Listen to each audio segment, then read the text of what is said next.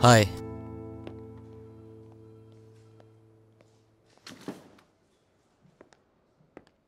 सब टेरेस पर हैं। तुम भी कॉफी ले लो, फिर हम भी टेरेस पे चलते हैं। जानते भी हो कल रात तुमने क्या हरकत की है?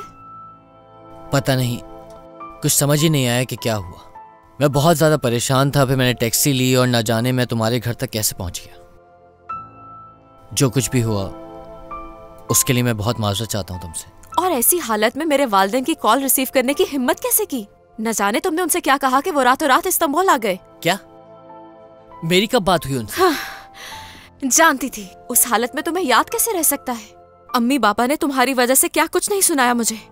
उनके सामने शर्मिंदगी से सर झुक गया मेरा। समझ गया। आई एम सॉरी तुम्हें तकलीफ पहुंची मेरी वजह से। मैं उनसे भी माफी मांग लूंगा। नहीं, कोई जरूरत नहीं। ऐसा करने की कोशिश भी मत करना बुराक। क्या जरा सा भी अंदाजा है तुम्हें कि जो कुछ भी तुम करते हो उसकी वजह से सिर्फ तुम्हें ही नहीं, तुम्हारे इर्द गिर्द जो भी लोग हैं उन सबको नुकसान पहुंचता है। सबको मुसीबत में डाल देते हो तुम। सेलिन, एक दफा मैं उनसे बात करूंगा तो वो समझ जाएंगे मेरी। तुम्हें पहले ही समझा चुकी थी मैं, याद है? कहा था ना कि पहले खुद को संभालो, कुछ भी करने की जरूरत नहीं है। रात इतनी बुरी हालत थी और फिर भी तुम मेरे घर आ गए, और वहाँ पता नहीं मेरे माँ बाप से क्या कहा तुमने, और अब बेशर्मों की तरह मेरे सामने भी खड़े हो। हद है। तुम्हें कुछ अंदाजा भी है कि मैं किस मुश्किल से गुजर रहा हूँ? हाँ, क्या गुजर रही है बताओ, मुझे भी पता चले। और सेलिन, तुम दोनों मेरे कमरे में आओ।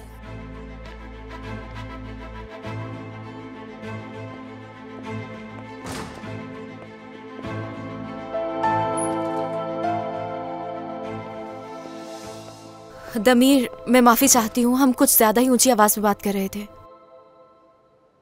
सेलिन, आज से तुम यिल्दिरिम साहब के होटल का काम संभालोगी, और बुराक तुम अलारा के साथ उसके प्रोजेक्ट पर काम करोगे। क्या अलारा हटाना चाहती है मुझे? नहीं, ऐसा मैं चाहता हूँ। तुम उसके कहने पे मुझे यूं नहीं हटा सकते। उसको तो मेरे तमाम आइडियाज बुरे लगते हैं, और मुझे तुम्हारे सामने गलत साबित करने की कोशिश की। अलारा ने ये सब कुछ कहा, और तुम्हें कैसे मालूम कि ये सब कुछ उसने कहा? हाँ, वो कल की मीटिंग तो याद है ना? उसने मुझे सबके सामने नीचा दिखाने की कोशिश की थी। तुम उसके बाबा तो नहीं जो हर नाज नखरे उठाओगे उसके। और उसकी वजह से यिल्दिरिम साहब का प्रोजेक्ट भी मुझसे लिया जा रहा है।